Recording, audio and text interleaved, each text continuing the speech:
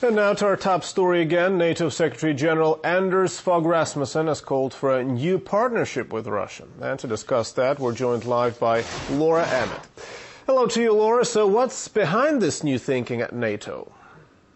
Well, obviously, Evgeny, we're under a new guard. Anders Fogh Rasmussen has just taken over as the Secretary-General, and in fact this was his first major address. And it just goes to show how serious he is about improving NATO's relationship with Russia that he chose to make a speech about this particular topic on this day. He was very clear this morning. He had made three main points. And the first one was that he said we must absolutely, immediately, in the short term, strengthen cooperation in areas where NATO and Russia's interests dovetail. The first thing, obviously, that he talked about was missile defence. And obviously this comes just very shortly after the announcement that the US is going to shelve plans for a missile defence base in Europe, as you've been talking about earlier. And now he's talking about linking Russia, NATO and the US's defence plans. Let's just hear what he had to say about that.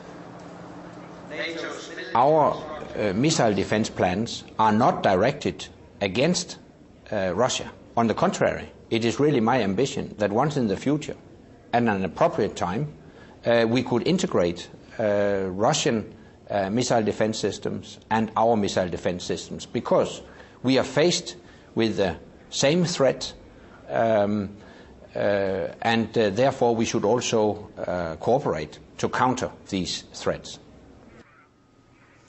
Obviously, the abandoning for the time being of those missile defence plans is key in Russia's relationship with the US and therefore with NATO as well. But that's not all he was talking about. He also talked about cooperating in the short term about terrorism in Afghanistan. Obviously, Russia is being very helpful in NATO's efforts in Afghanistan. They've allowed both military and non-military cargo to be transported through Russia. And also a linked thing, which was narcotics, that he also talked about, and he talked about cooperation in maritime security, so stopping piracy in the Gulf of Aden, and also a plan to counter piracy in the Mediterranean as well.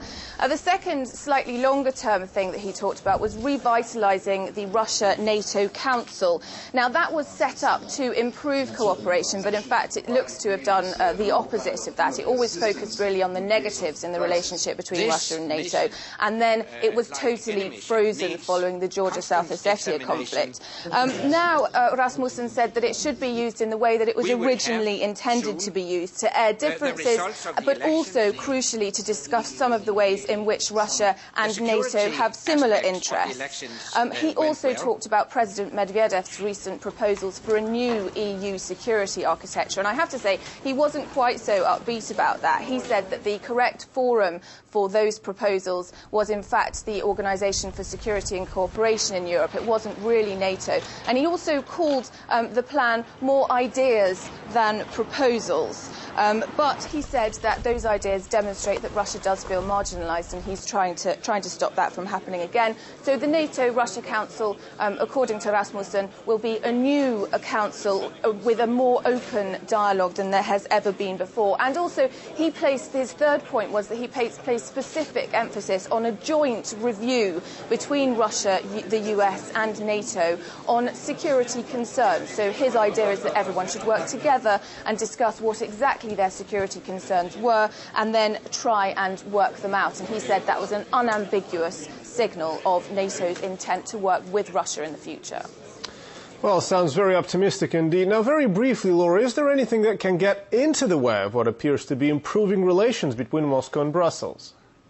Well, that's the real downside of it, Evgeny, I think, and really even Rasmussen seemed to imply that anything could really get in the way. He admits that the proposals are ambitious and that there's a lot of historical baggage, most recently, of course, the Georgia-South Ossetia conflict. But, I mean, he says it's in everyone's interests to improve these things, but of course Russia's relationship with NATO has historically fallen prey to its relationship, its domestic politics and its relationship with NATO member countries. So ambitious proposals, very optimistic for the future, but still one gets the feeling that nothing has really changed. Well, let's still hope for the better. Thank you very much for your analysis. That was RT's correspondent